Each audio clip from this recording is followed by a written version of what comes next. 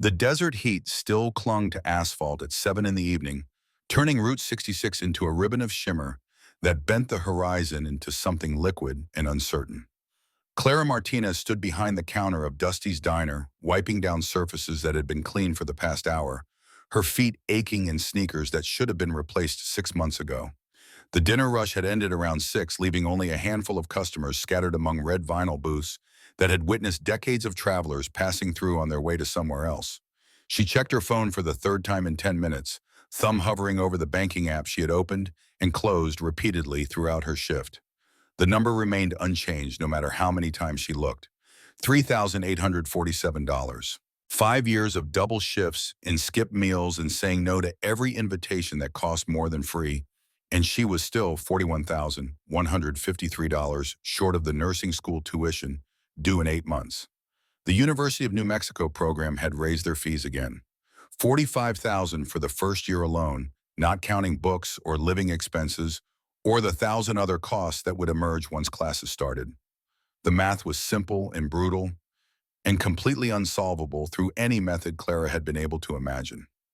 Her manager, Dusty, called from the kitchen, his voice carrying the particular wariness of a man who had been running a diner for 40 years and understood exactly how little anything changed. "You can head out early if you want. Dead tonight." Clara considered it for maybe 3 seconds before shaking her head. Every hour mattered. Every dollar counted. "I'm good. Might as well stay until close." She poured herself coffee from a pot that had been sitting too long, the bitterness suiting her mood, and settled onto a stool near the register. Through the window, New Mexico stretched in all directions with that particular emptiness that people either loved or fled from, depending on whether they found the space liberating or suffocating. Clara had been born here, raised here, and had intended to leave here until circumstances transformed intention into impossibility. 5 years ago, her father, Marco Martinez, had been killed outside a warehouse in Albuquerque. Wrong place, wrong time, caught between two motorcycle clubs whose territorial dispute had escalated from words to knives to gunfire in the span of maybe 90 seconds. Clara had been 18 riding with him to pick up restaurant supplies for the diner where he worked as a cook. She had seen the motorcycles pull up, had seen the patches on their vests, had heard her father tell her to stay in the truck. Then the shouting started. Then the violence. Then the world split into before and after with such finality that Clara sometimes wondered if she had died that day too, and was just going through the motions of existence without actually living. The police called it gang violence, arrested 6 men from 2 different clubs, told Clara and her mother Rosa that justice would be served. 3 of the 6 served 18 months. The other 3 walked free when witnesses recanted testimony after receiving threats that everyone knew were real, but nobody could prove. Marco Martinez became a statistic, a name in a database, a cautionary tale about staying away from dangerous people and dangerous places. Rosa had moved back to Texas 6 months later, unable to exist in a city that held her husband's ghost in every street corner and familiar building. She had begged Clara to come with her to start over somewhere new to escape the memories. But Clara had 1 semester left at community college, and a stubborn belief that leaving would be admitting defeat, admitting that the men who killed her father had won completely. So she stayed, finished her associate degree, got a job at Dusty's, saved every penny she could toward the nursing school dream that was supposed to have started 2 years ago but kept getting delayed by circumstances and insufficient funds. She thought about her cousin Sophie every time the nursing school dream felt impossible. 12 years old now, living in Santa Fe with Clara's Aunt Teresa. Sophie had cerebral palsy, her body rigid and uncooperative in ways that made simple tasks monumental efforts. But Sophie's mind was sharp and her personality was bright, and Clara had spent countless hours caring for her, learning how to feed her carefully and communicate without words and see past the disability to the person underneath. Those hours had shown Clara what she wanted to do with her life. Pediatric nursing, working with kids like Sophie who deserved caregivers who actually gave a damn, who saw them as children first and medical challenges second. The rumble of motorcycles cut through Clara's thoughts like a blade through silk. She looked up from her coffee, her entire body going rigid, with a fear that was cellular, embedded in nerve endings, that remembered trauma even when her conscious mind tried to reason past it. Through the window, she counted 6 motorcycles pulling into the gravel parking lot, their chrome catching the last rays of sunset and throwing back light that looked almost aggressive in its brightness. Her hands started shaking before she could stop them. The coffee mug rattled against the counter as she set it down. Every instinct screamed at her to go to the back, to hide in the kitchen, to avoid any contact with the men climbing off those bikes. But she was the only server on duty. Dusty would emerge from the kitchen if customers needed service, but he paid her to do this job and she needed every hour she could get. The lead rider dismounted first, a mountain of a man who had to be 6'4" and solid muscle beneath a leather vest covered in patches. His beard was gray and reached halfway down his chest. His arms were sleeved in tattoos that told stories Clara could not read, but understood instinctively as markers of a life lived outside the boundaries most people respected. The vest bore patches that identified him as a member of the Iron Kings Motorcycle Club, and the top rocker identified him as president. 4 other men followed, each one large and intimidating in the particular way that men who had survived violence carried themselves. Aware, ready, dangerous. The 6th biker, a lean man with quiet intensity written into every line of his posture, moved to the back of one of the motorcycles and began unstrapping a wheelchair. Not a standard wheelchair, but something specialized with cushions and supports and medical equipment that suggested serious disability. Clara's professional training kicked in before fear could override it completely, her eyes cataloging the chair's features even as her hands continued to shake. She grabbed a stack of menus and forced herself to walk toward the door, her father's voice echoing through her mind with a particular clarity of memory that felt like haunting. Mija, respect is earned by giving it first. Treat everyone like they deserve kindness until they prove otherwise. He had taught her that, had lived it, and it had maybe gotten him killed, but Clara could not bring herself to believe the lesson was wrong even when the consequences were devastating. The bells above the door chimed as the group entered. The lead man, his vest reading Axe, above the president patch, held the door open with surprising gentleness for someone his size. Behind him, the quiet biker carefully wheeled in the specialized chair. Clara's professional smile faltered for just a moment when she saw the occupant. A little girl. She could not have been more than 7 years old, with dark curls that framed a delicate face and bright hazel eyes that looked alert and intelligent, despite her body's obvious limitations. Her frame was rigid in the chair, hands curled inward, head tilted to one side in a position Clara recognized immediately. Cerebral palsy. The same condition Sophie had. The same challenges, the same daily struggles, the same need for patient and knowledgeable care. Clara's voice came out steadier than she felt years of waitress training overriding paralytic fear. Evening, welcome to Dusty's. Right this way. Axe's expression was hard-weathered by sun and time and experiences Clara could only guess at, but something in it softened slightly as he nodded. Need a table that'll fit the wheelchair. Clara led them to a large corner booth, quickly removing a chair to make space. Will this work? The bikers settled around the table with practiced ease, leather creaking their massive frames, somehow arranging themselves protectively around the little girl. Clara distributed menus, her eyes drawn back to the child whose bright gaze tracked every movement with obvious comprehension. Her voice was warmer now, genuine rather than performative. "And what's your name, sweetheart?" Axe answered before anyone else could, his voice rough as gravel, but carrying a tenderness that surprised Clara. "This is my daughter Lily. She can understand everything you say, but she can't talk back." Clara crouched down to Lily's level, making eye contact with the girl whose hazel eyes were so alive and aware. It hurt to look at them and know that her body would not cooperate with what her mind wanted. "It's nice to meet you, Lily. I'm Clara. Do you know what you'd like to eat tonight?" Lily's eyes moved toward her father with the complex communication Clara had learned to read from Sophie. A specific look that asked a question without words, that conveyed preference and need through nothing more than gaze and subtle expression. Axe's massive hand rested gently on his daughter's wheelchair.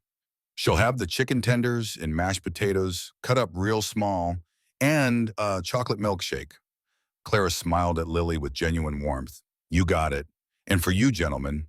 As she took their orders, burgers and steaks and enough fries to feed a small army, Clara could not help but notice the dynamic.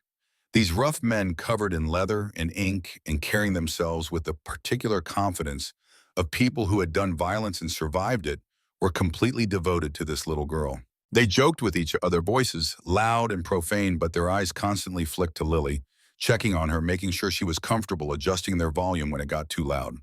The biker called Viper, bald and intense with scars that suggested a hard life, leaned forward to adjust Lily's head position slightly. That better, princess?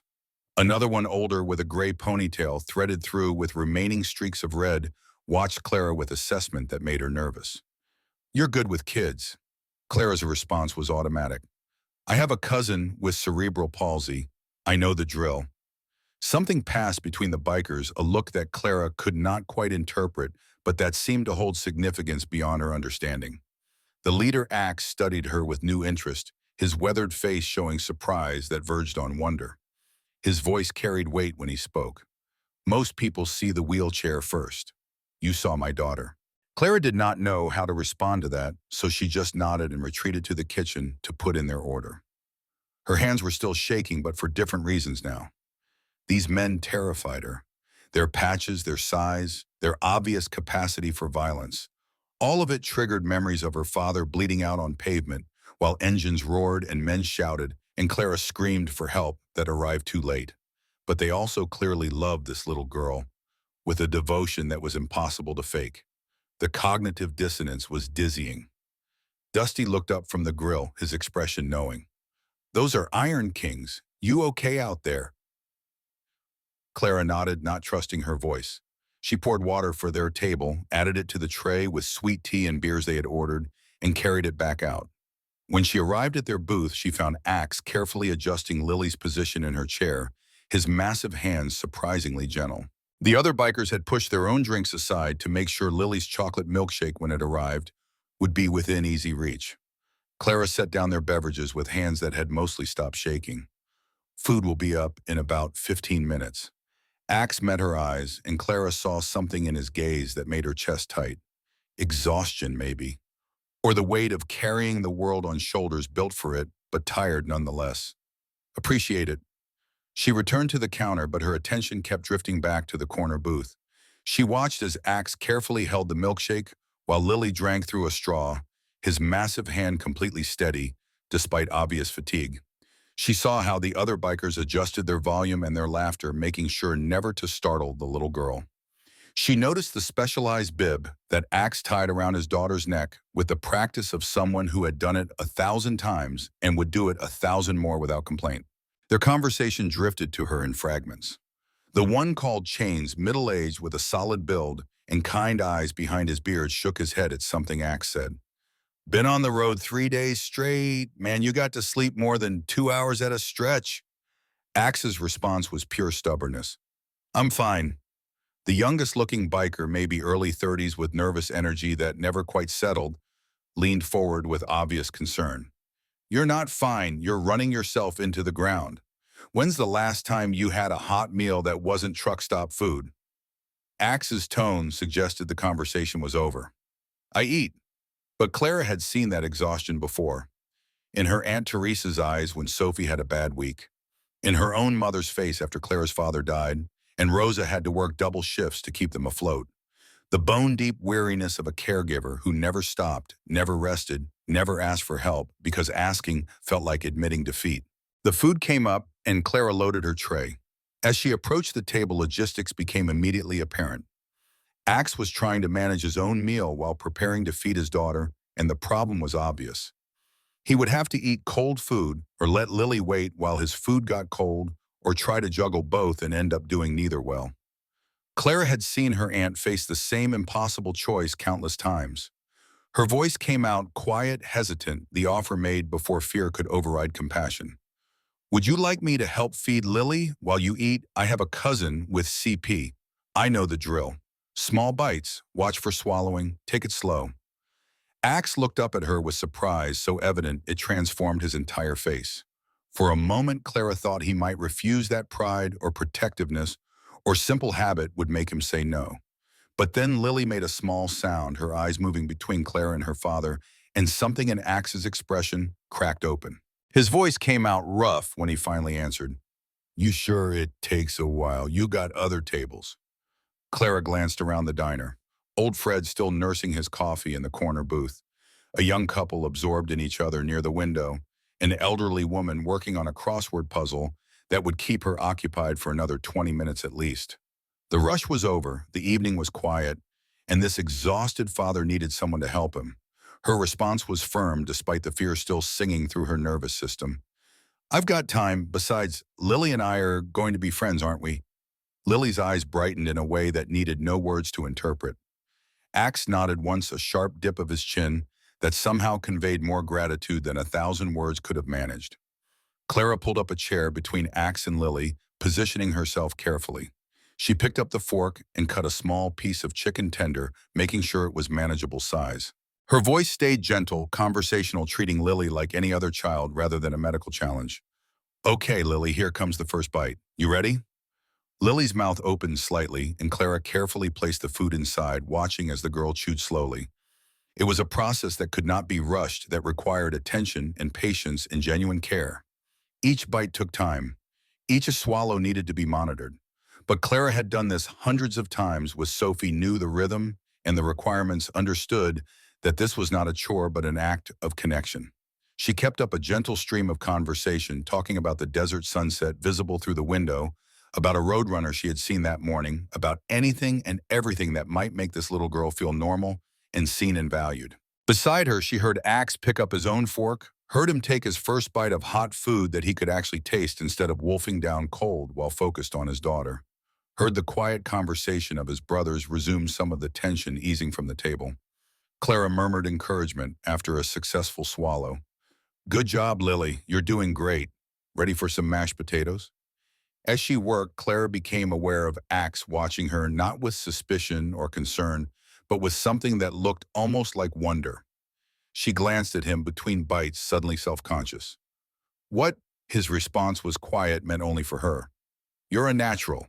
Most people, they're either too scared to try, or they treat her like she's made of glass, or like she can't understand. You see her." Clara felt her throat tighten with emotions she could not quite name. "She's easy to see. She's got the brightest eyes in this whole diner." Lily made a sound, a small vocalization that Axe clearly understood, because his eyes went suspiciously bright before he looked away, clearing his throat. They fell into a comfortable rhythm after that. Clara feeding Lily, Axe and his brothers, eating and talking in low voices about roads traveled and roads still to come.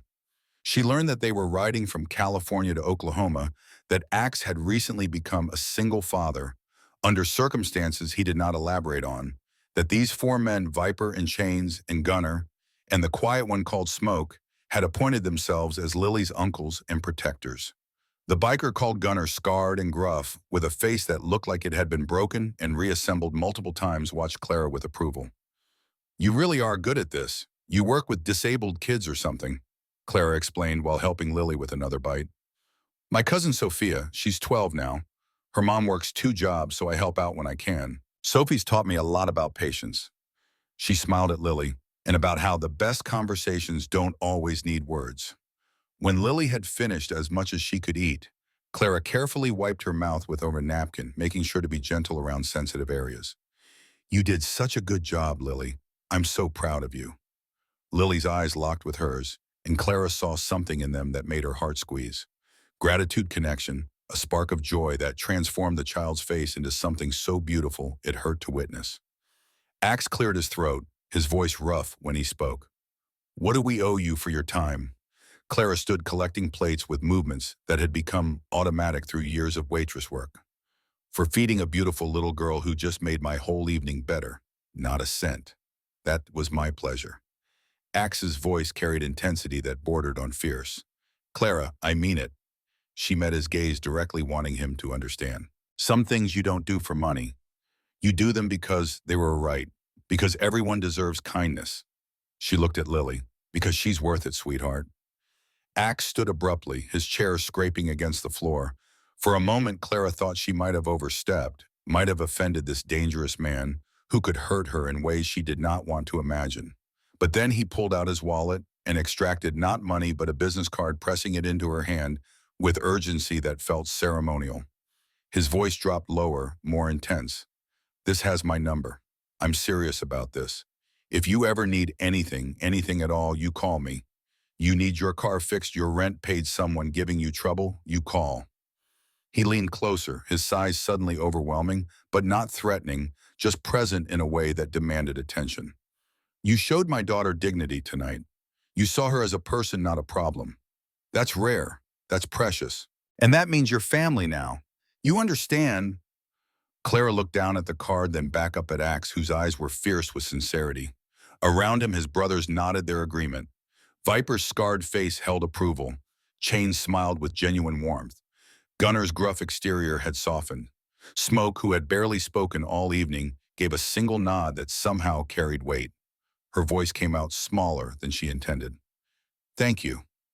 The bikers paid their bill, leaving a tip that was 3 times the cost of the meal.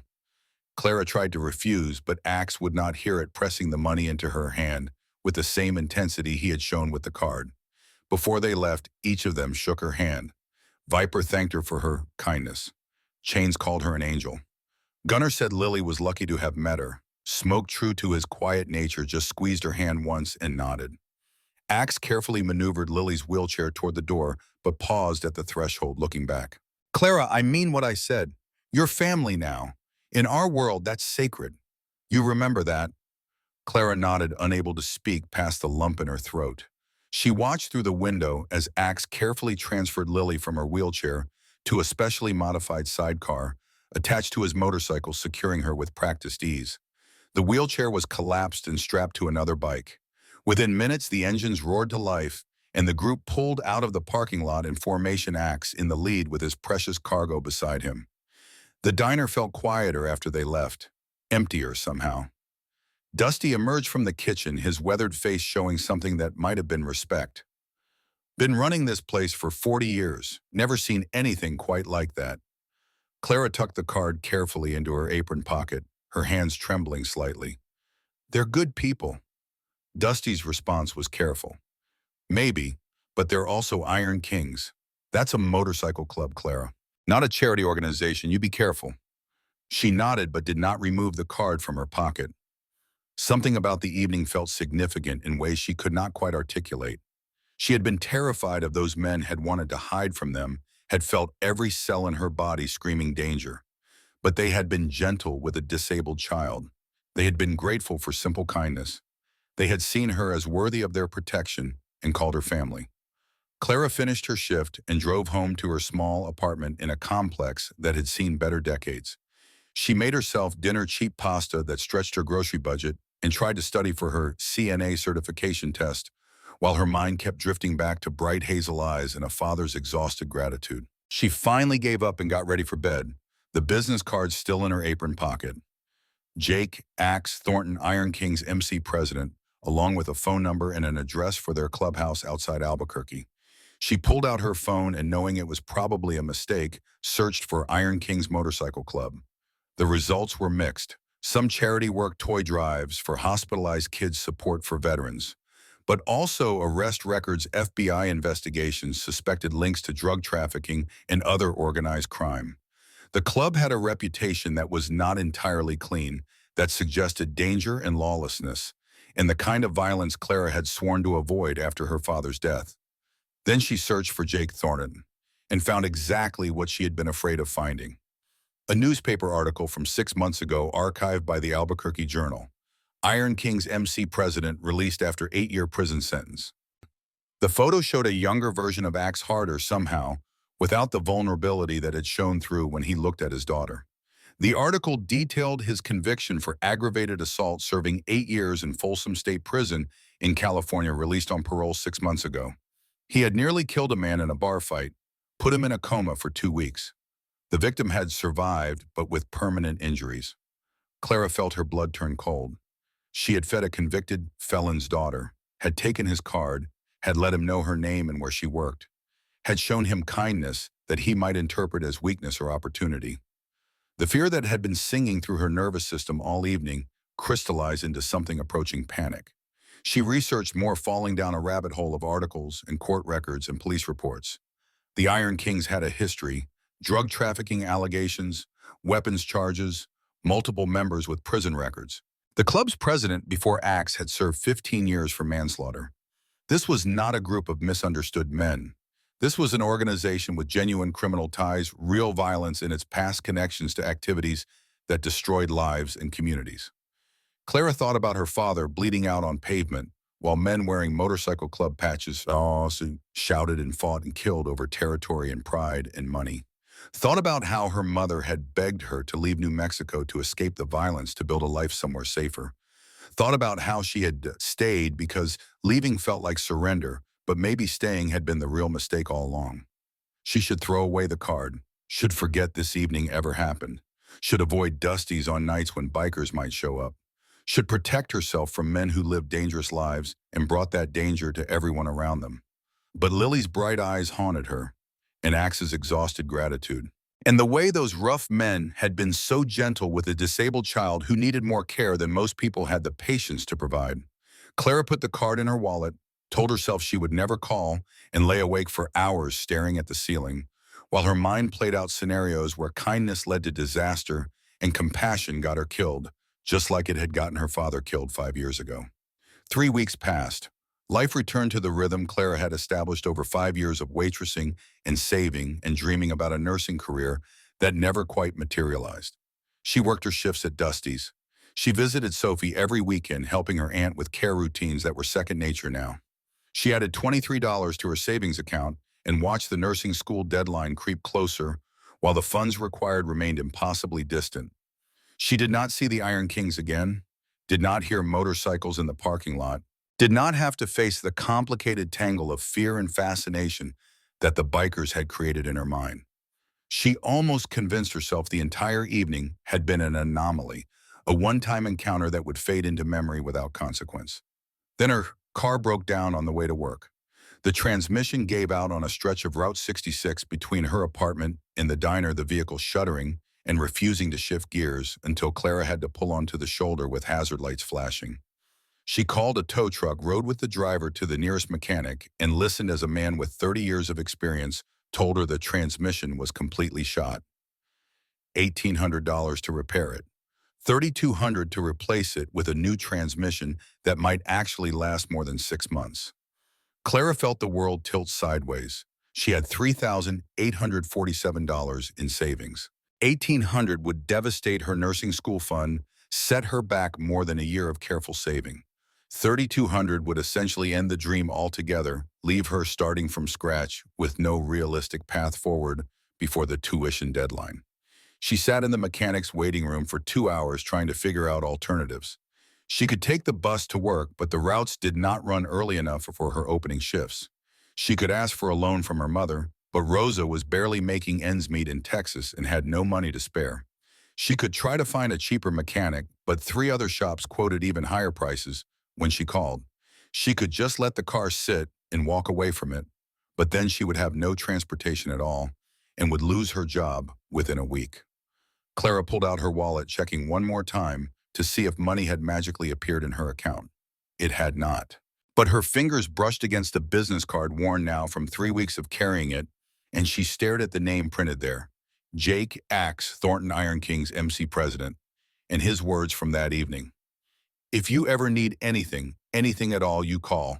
She should not call, should not take help from a convicted felon with ties to organized crime, should not put herself in debt to a man whose world intersected with violence and danger, should not cross this line because once crossed, there might be no way back. But she was desperate, and he had offered. And maybe, just maybe, good people could come from bad circumstances, and reformed criminals deserved chances to prove they had changed.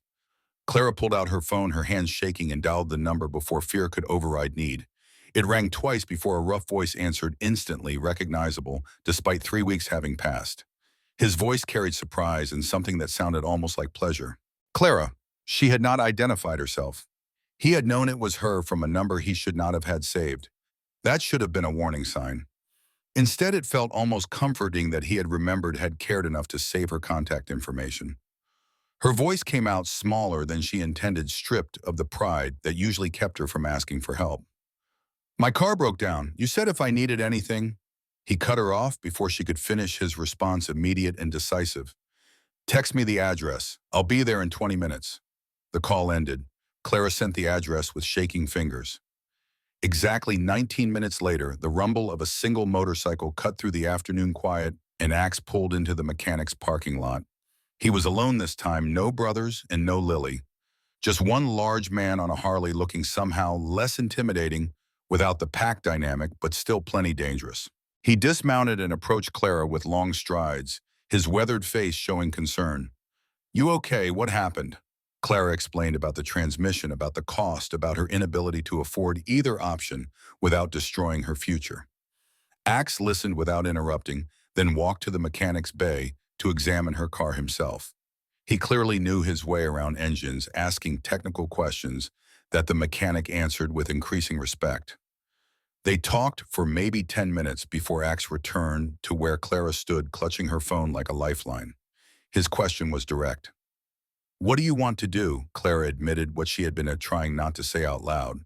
"I can't afford either option. I've been saving for nursing school. Tuition's due in 8 months. If I spend this money, I'm done. The dream's over." Axe turned back to the mechanic without hesitation. "Replace the transmission. Do it right. I don't want her breaking down again in 6 months." The mechanic nodded. "Need a deposit to order the part. Half, now half when it's done." Axe pulled out his wallet and counted out $1,600 in cash, handing it over like it was nothing more significant than lunch money. The mechanic's eyebrows rose, but he took the money, wrote up a receipt, and told them the car would be ready in 2 days. Clara tried to speak, but Axe held up one massive hand. "Let's talk outside." They sat on a bench outside the mechanic's shop, afternoon sun beating down on them with the particular brutality of New Mexico summer. Clara finally found her voice. "I can't accept this. I'll pay you back, every penny. I'll set up a payment plan," or Axe cut her off with gentleness that did not match his appearance. "You fed my daughter. You gave me 20 minutes to eat a hot meal in peace. This is nothing." Clara's voice came out sharp with emotion that she could not control. "This is $3,200. That's not nothing." Axe turned to face her fully, his dark eyes holding hers with intensity that made it impossible to look away. "You want the truth? That night at the diner, we'd been on the road for 3 days straight. I'd slept maybe 6 hours total. I was exhausted. I was worried about Lily. I was questioning every decision I'd ever made as a father. And you showed up and made it better. You saw my daughter as a person. You treated me with respect I didn't deserve. You gave me hope that maybe the world wasn't as hard as I thought it was." He paused, his voice roughening with emotion. "So yeah, I'm paying for your transmission. And you're not paying me back, because you already gave me something more valuable than money. You gave me 20 minutes of peace and a reminder that good people still exist." Clara felt tears threatening but held them back through sheer force of will. "I saw the newspaper article about your prison sentence." Axe did not flinch, did not try to deny or deflect. "You want to hear that story?" She nodded, needing to understand who this man was and whether accepting his help would destroy her the way associating with the bikers had destroyed her father. Axe's voice went flat, emotionless, recounting facts without trying to justify them. 8 years ago, my brother Smoke was jumped by 5 guys outside a bar in Oakland. They were beating him to death. I intervened with a baseball bat, put one of them in a coma for 2 weeks, nearly killed him, got arrested, convicted of aggravated assault, served 8 years in Folsom. He met her eyes. "I'm not proud of what I did, but I'd do it again to save my brother. That's who I am. I protect my family. Sometimes that means violence, and I've paid the price for it." Clara processed this, trying to reconcile the violent criminal with the gentle father. "What about Lily? Where was she?" Pain flashed across Axe's face. "Lily was 2 when I went to prison, just diagnosed with CP. Her mother, Denise, seemed like she could handle it. We got married when Lily was 4 while I was inside. Denise promised to wait to take care of our daughter to build a life for when I got out." His voice grew bitter. "Got released 6 months ago. Denise was gone. Left Lily with my mother 8 months before that. No note, no contact, just disappeared. Mom's 68 and can't handle Lily's care. So now it's me learning everything from scratch, trying to be the father my daughter needs when I've got no idea what I'm doing." Clara felt her heart break for him. Despite every warning, her rational mind was screaming, "I'm sorry." They sat in silence for a long moment, processing confessions that had been exchanged too quickly for either of them to take back. Finally, Axe stood, pulling his keys from his pocket. His voice was carefully neutral. Car will be ready Thursday. I can give you a ride home now if you need one. Clara looked at the motorcycle, felt fear spike through her system at the thought of climbing onto one, of wrapping herself around this dangerous man and trusting him with her safety. She had not been on a motorcycle since her father died, had sworn she never would, but she had no other way home, could not afford an Uber, could not keep taking from this man who had already given too much. Okay, thank you. Axe handed her his helmet. Safety first. She stared at it, then at his head. But what about you? His smile was slight but genuine. I've got a thick skull. Been tested multiple times. You wear it. Clara put on the helmet with shaking hands, trying to figure out where to sit, how to hold on, whether this was the moment her life would end in a crash that mirrored her father's death. Axe climbed on first, steadied the bike, then gestured for her to get on behind him. Her voice came out small. I've never done this before. His response was patient. Put your feet on those pegs. Hold on to my waist. Lean when I lean. Don't fight the turns. And if you get scared, tap my shoulder. I'll pull over. Clara climbed on her body, rigid with terror. She wrapped her arms around Axe's waist, feeling the solidity of him, the warmth of another human being who was supposed to be her enemy, but felt somehow safe. The engine roared to life and Clara's entire body started shaking. Axe must have felt it because he pulled over before they even left the parking lot, turning off the engine. You okay?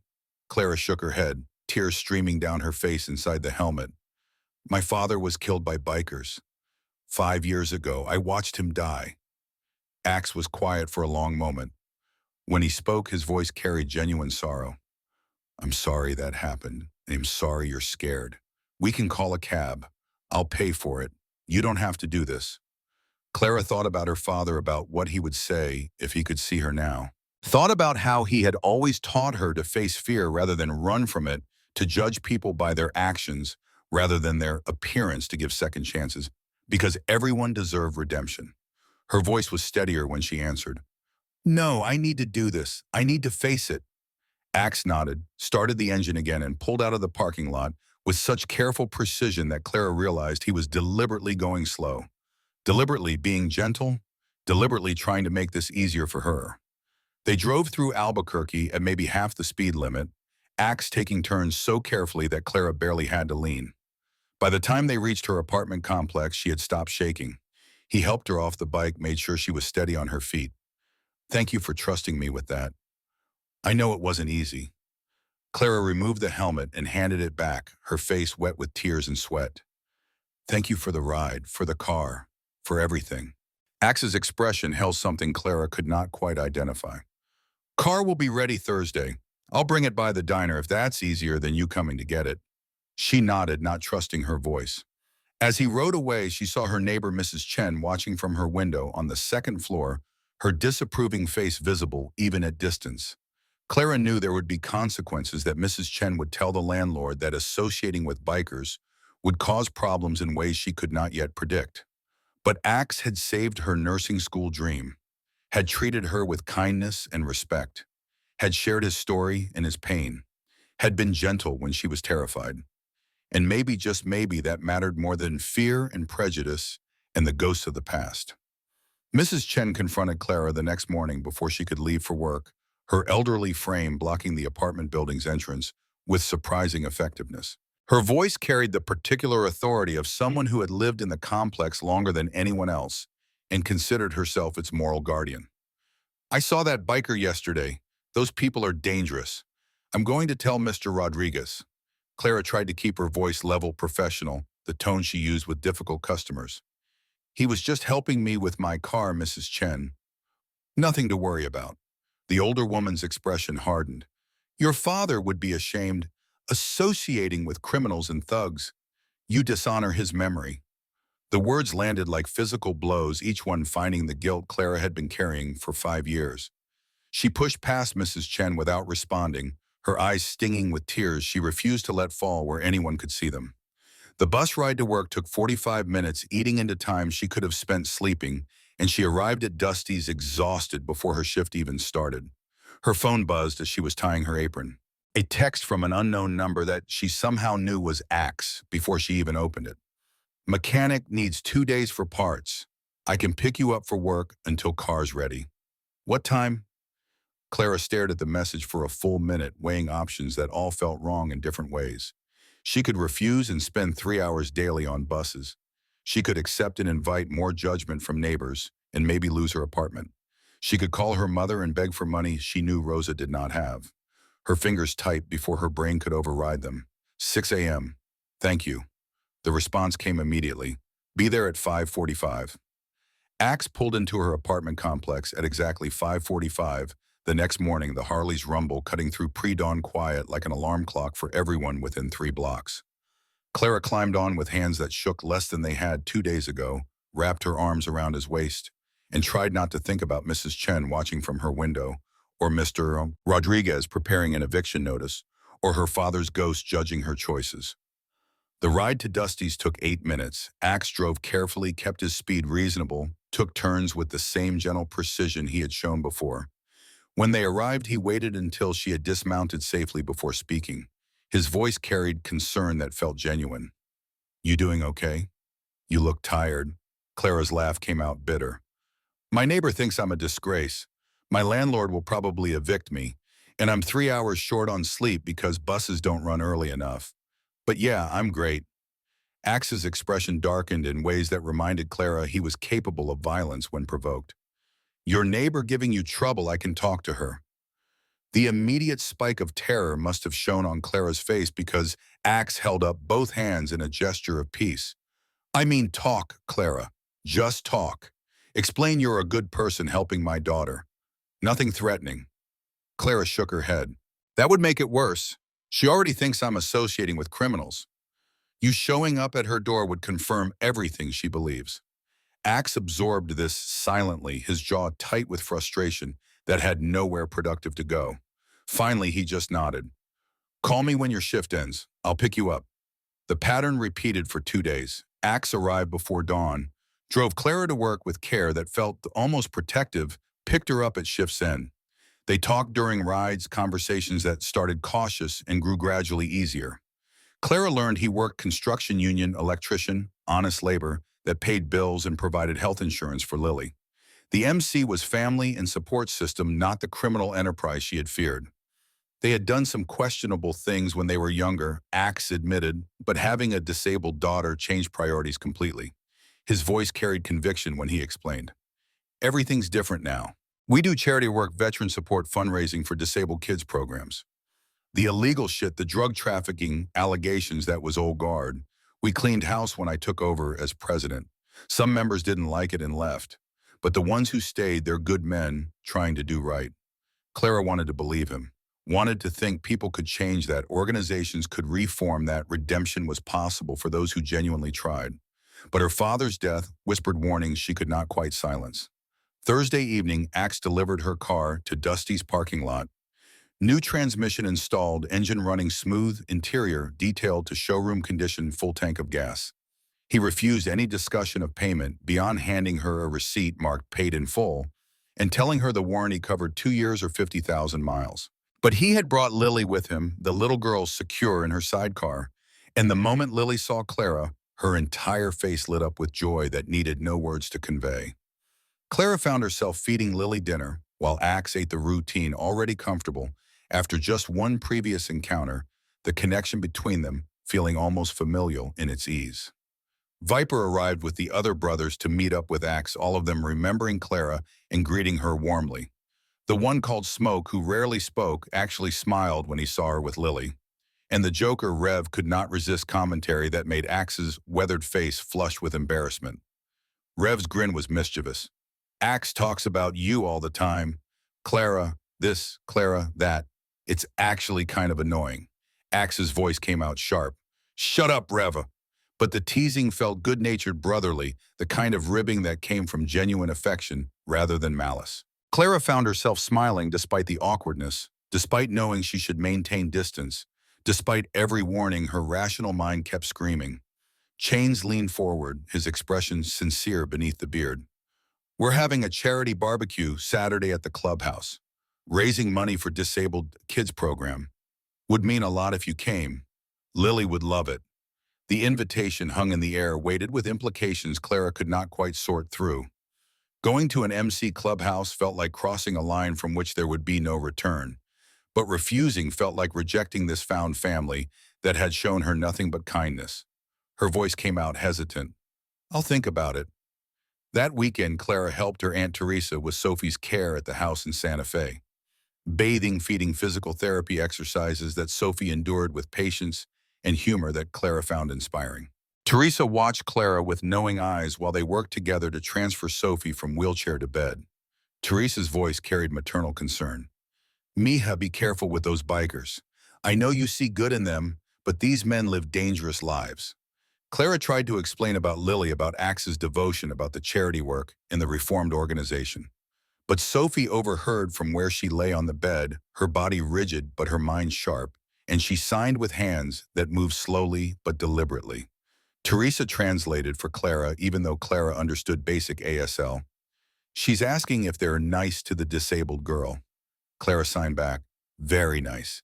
They love her so much." Sophie's response was simple but carried wisdom that cut through adult prejudice with childlike clarity. "Then they're good people."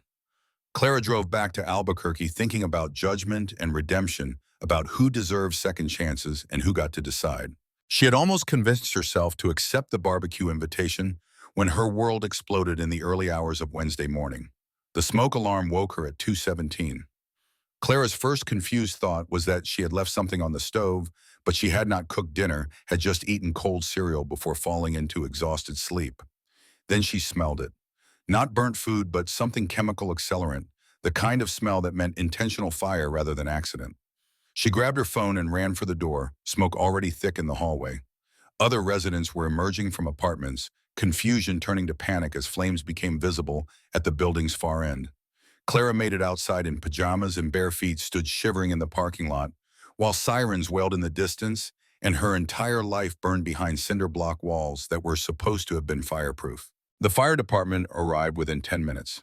3 trucks and 15 firefighters attacking flames that had already consumed half the building. Clara watched numbly as everything she owned turned to smoke and ash.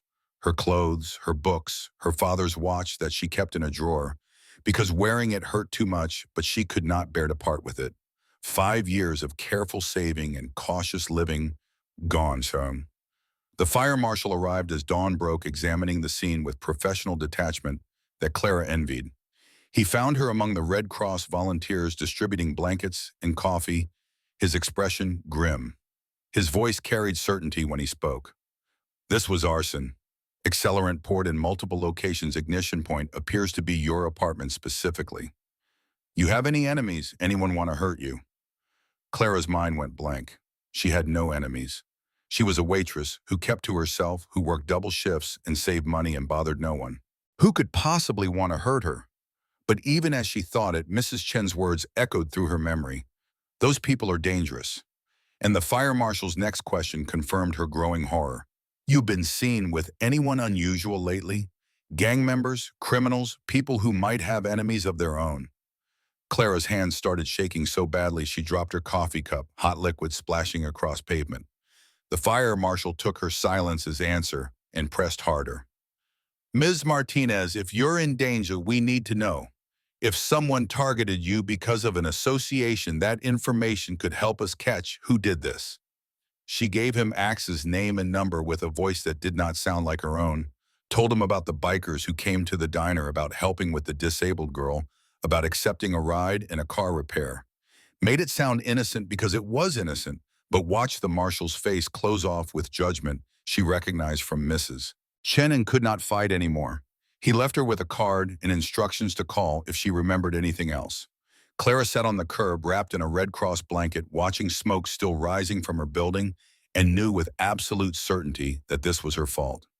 Not that she had started the fire, but that somehow her association with the Iron Kings had painted a target on her back.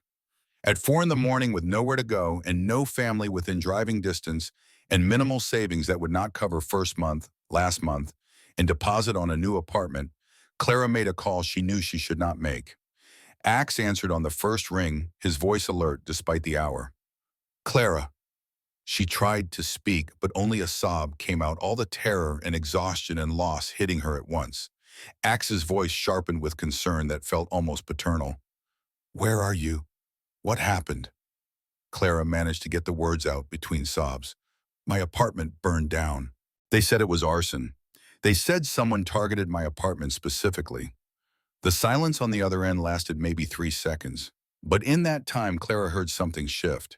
When Axe spoke again, his voice carried rage barely contained beneath concern. "Where are you right now? I'm coming." She gave him the address.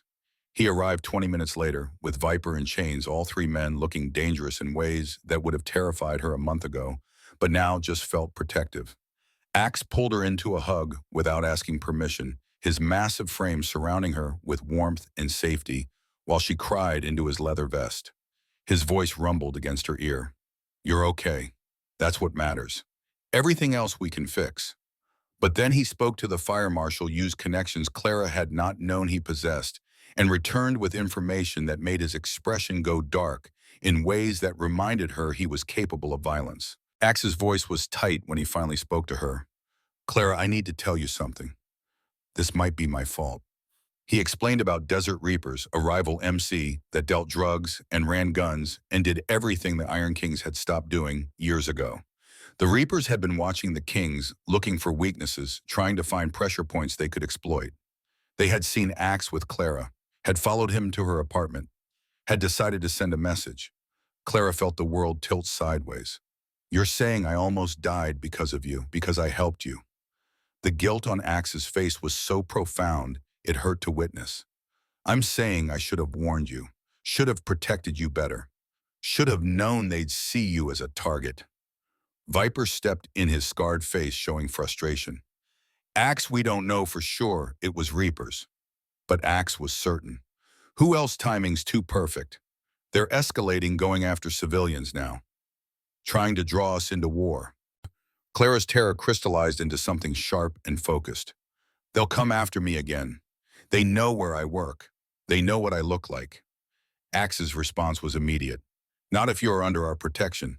Move into the clubhouse temporarily. We'll keep you safe until police catch whoever did this." Every instinct Clara possessed screamed that this was wrong. Moving into an MC clubhouse crossed every line, destroyed whatever remained of her reputation, made her complicit in a world she had sworn to avoid. But she had nowhere else to go. Red Cross could provide a hotel for 3 days maximum. After that, she would be homeless, with no money for deposits and no references, since her previous landlord's building had burned down. Her voice came out small when she answered.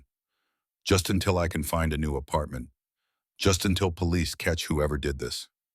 Axe's relief was visible. "As long as you need your family." The Iron King's compound sat on 10 acres outside Albuquerque proper main clubhouse, surrounded by several smaller residences in a layout that had suggested both community and security. Clara had expected something dirty, chaotic, dangerous. Instead, she found landscaping and cleanliness, and children playing in a yard while women hung laundry and talked. Maria Chain's wife welcomed Clara with warmth that felt genuine. She was maybe 40, nurse scrubs visible beneath her sweater-kind eyes that had seen hard things and retained compassion anyway. Her voice carried sincerity. "Any friend of Lily's is friend of ours. That girl has changed Axe completely. Made him better." But other women were more cautious, their eyes assessing Clara with suspicion she understood. Keisha Viper's girlfriend was particularly direct. She was maybe late 20s, beautiful in a hard way, that suggested she had survived things that would have broken softer people. Keisha's voice held warning. "Another girl trying to trap a biker Axe is a good man. He's been through enough. Don't hurt him." Clara wanted to protest that she was not trying to trap anyone, that she was just scared and homeless and desperate. But Keisha's suspicion was reasonable. From the outside, Clara's situation looked exactly like manipulation. Homeless woman moves into MC President's compound, gains access to resources and protection, maybe tries to become permanent fixture through pregnancy or manufactured drama. Axe gave Clara a small guest house separate from the main residences. One bedroom, bathroom, kitchenette, clean and comfortable, in ways that suggested it was used for visiting family rather than club business. Lily's room was in the main house next door, close enough that Clara could hear if the little girl needed help. Days turned into a week, then two. Clara helped with Lily daily giving Axe breaks. He desperately needed learning more about cerebral palsy care than she had known was possible. Medications for seizure prevention, physical therapy exercises to maintain range of motion, communication techniques that went beyond words to genuine understanding. She discovered she was good at this natural in ways that made Maria comment more than once that Clara had found her calling. But the longer she stayed, the more complicated everything became. She learned the rhythms of clubhouse life. Morning meetings where business was discussed behind closed doors. Evening meals where families gathered and children played while adults talked. Weekend projects where everyone contributed labor to maintain the compound. It felt less like a criminal organization and more like a small town, complete with gossip and drama and genuine care for neighbors. Clara's mother, Rosa, called on a Tuesday evening, her voice tight with anger that had clearly been building. Teresa told me you were living with a motorcycle gang. Tell me she's wrong. Clara tried to explain about the fire, about having nowhere else to go, about Axe and Lily, and how they were helping her. But Rosa's fury was absolute. Her voice shook. Your father died because of men like them. Gangs, violence, drugs, all of it. How dare you dishonor his memory by joining them? Clara's response came out sharper than intended. I'm not joining them, Mom. I'm accepting help when I need it. There's a difference. Rosa's ultimatum was clear. If you don't leave immediately, don't bother coming back to Texas. You're no daughter of mine. The call ended before Clara could respond. She sat in her small guest house staring at the phone while tears streamed down her face, and the last connection to her blood family severed over choices she had made in desperation. Axe found her an hour later, her crying audible through thin walls. He sat beside her without speaking, his presence solid and comforting, in ways that should have felt inappropriate but just felt necessary. His voice was gentle when he finally spoke. Heard you on the phone with your mom. I'm sorry. Clara's voice came out broken. She disowned me. Because of you. Because I stayed here. The guilt on Axe's face was so profound, Clara immediately regretted her words. His voice carried pain when he responded. I'll help you find an apartment tomorrow. First, last deposit, whatever you need. I won't let you sacrifice your family for mine. But Clara realized as he said it that her blood family had already abandoned her. Rosa had moved to Texas and stopped calling except to judge. Her extended family had drifted away after Marco's death, uncomfortable with grief they could not fix. She had been alone for 5 years, isolated by trauma and poverty and dreams that never materialize. The Iron Kings had fed her, housed her, protected her, treated her like she mattered. They were not perfect. They had criminal pasts and questionable connections and capacity for violence. But they had also shown up when no one else had. Her voice steadied as she spoke. I don't want to leave yet. Not until the police catch whoever burned down my building. Not until I know I'm safe. Something in Axe's expression shifted, relief mixed with emotion Clara could not quite identify. Okay, stay as long as you need. They sat in comfortable silence while dusk turned to full dark outside. Finally, Axe stood, moving toward the door before pausing at the threshold. His voice carried vulnerability she had rarely heard from him. Clara, I need you to know something. You being here helping with Lily, it's not just convenient. You've become important to us. To me. The words hung between them, weighted with implications neither was quite ready to explore. Clara's response was careful. You've become important to me too. You and Lily both. Axe nodded once and left before either of them could say more.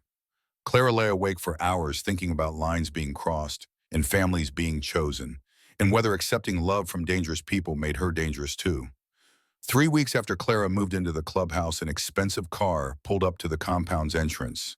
Sleek knew the kind of vehicle that announced wealth and status in ways that felt out of place among the Harleys and pickup trucks. A blonde woman emerged dressed in designer clothes that probably cost more than Clara made in a month, her face professionally made up, and her posture radiating confidence. Axe was outside working on his motorcycle when the woman arrived. Clara watched from her guest house window as recognition and rage transformed his face into something almost frightening. He stood, his massive frame going rigid with tension, and walked toward the woman with steps that looked like he was fighting the urge to run.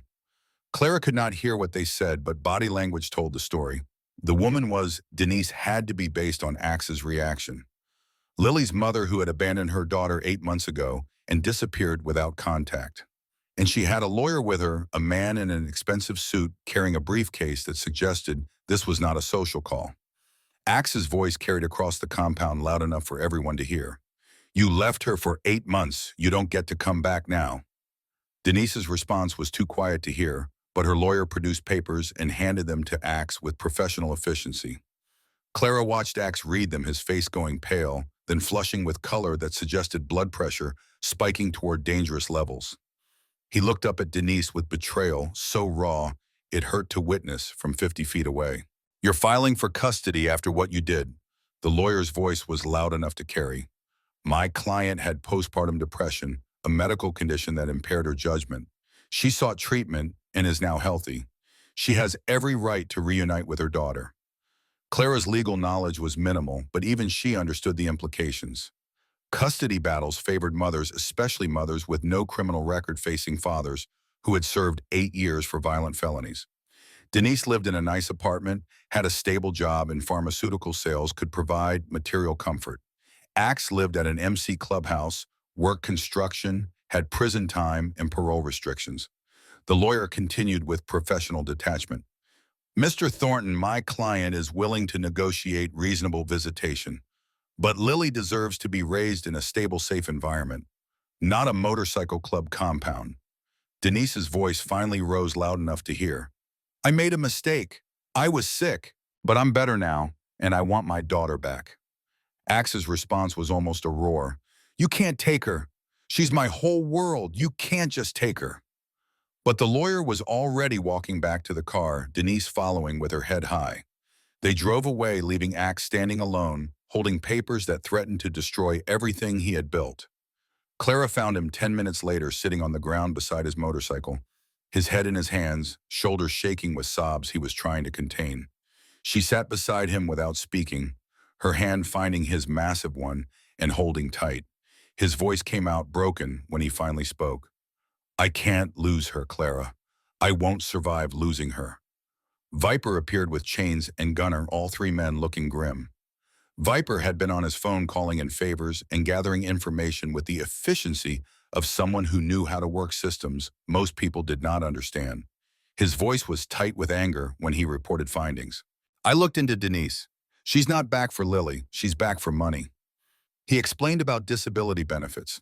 Lily qualified for SSI payments, medical coverage support services that totaled nearly $3,000 monthly.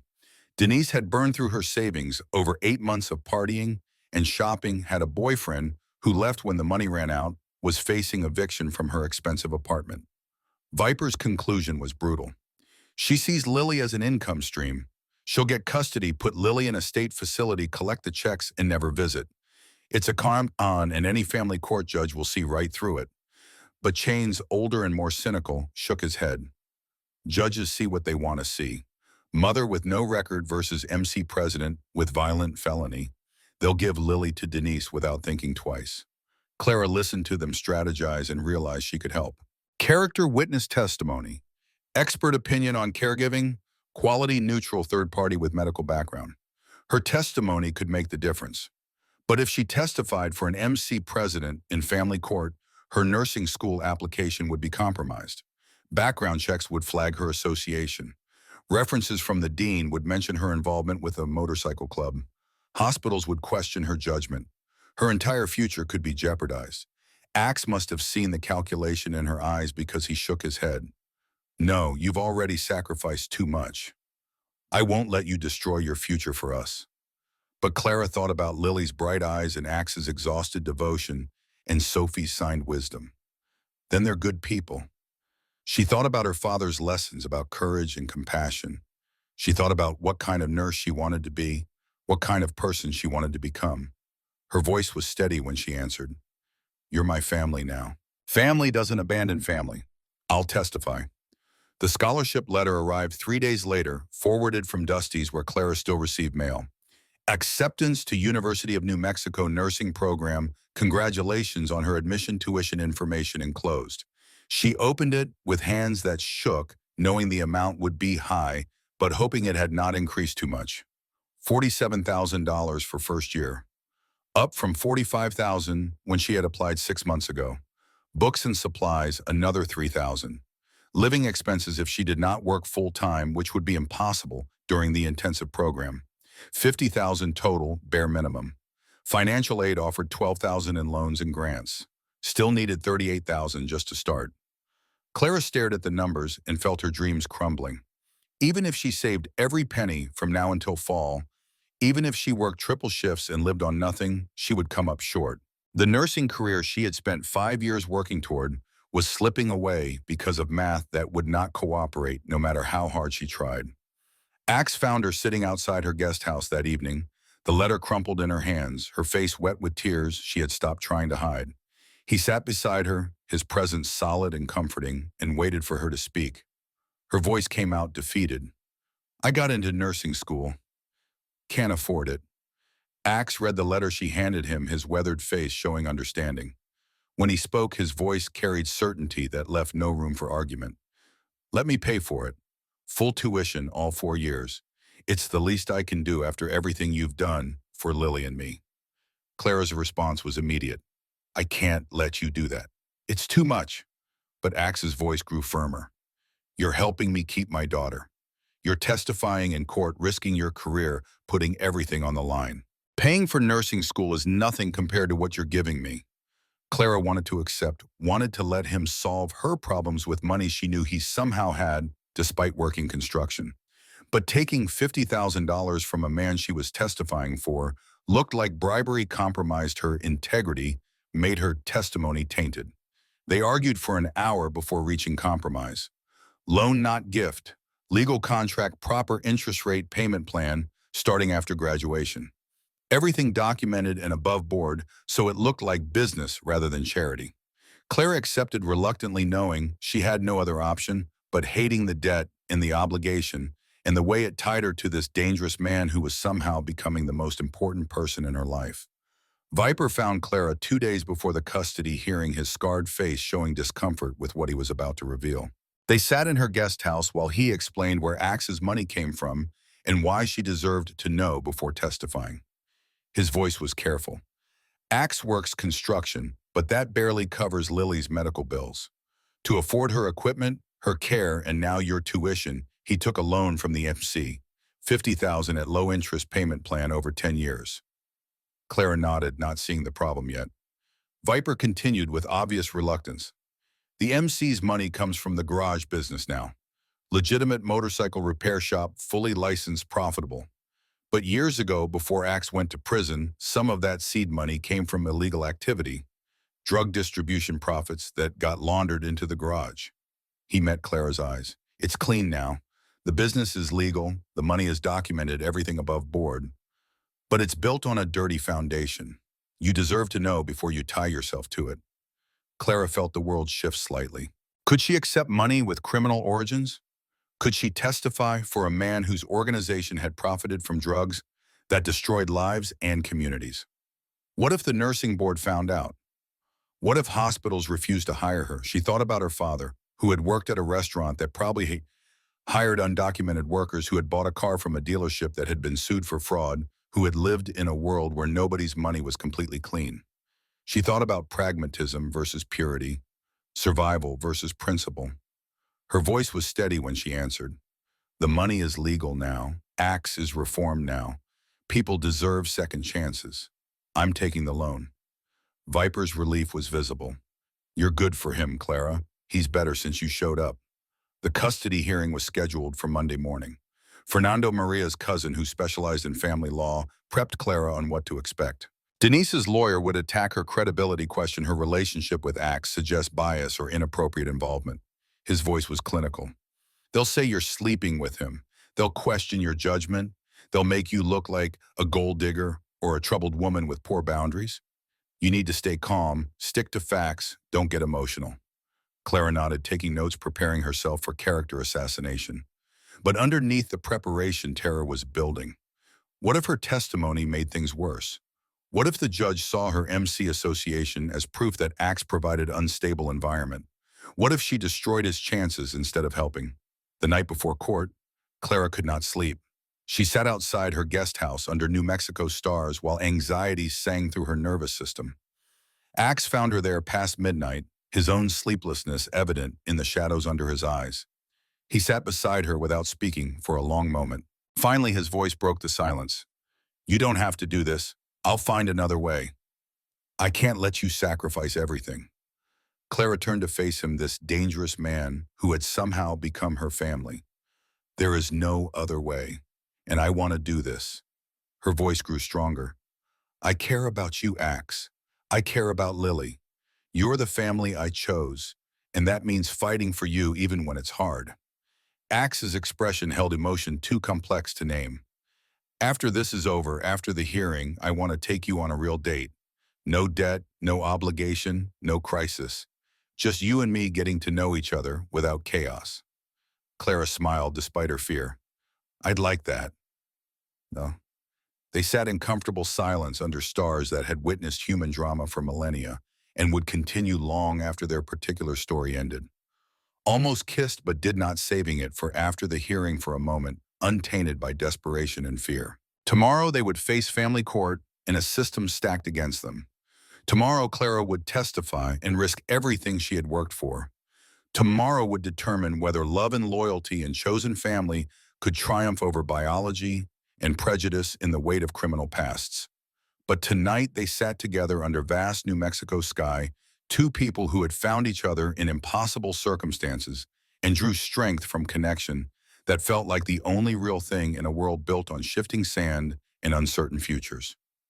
The Bernalillo County Courthouse felt too large and too cold, its marble floors and high ceilings designed to intimidate anyone who entered seeking justice. Clara sat in the hallway outside Family Court Division 3, her hands clasped so tightly her knuckles had gone white. Fernando paced near the water fountain, reviewing notes he had probably memorized days ago. Axe sat perfectly still beside Clara, his body rigid with tension that looked like it might shatter him if he moved too suddenly. Judge Patricia Valdez had a reputation for being fair but stern no-nonsense in her approach to family law. Fernando had explained that she would not be swayed by emotion or sympathy, only by evidence and testimony that proved what served the child's best interest. Lily was not present, spared the trauma of watching adults fight over her future, currently with Maria, who had taken the day off work to provide care. Denise arrived in a Navy suit that screamed respectable, professional, her lawyer beside her carrying a briefcase that probably cost more than Clara's entire wardrobe. She did not look at Axe, did not acknowledge his presence, just walked into the courtroom with her head high like she had already won.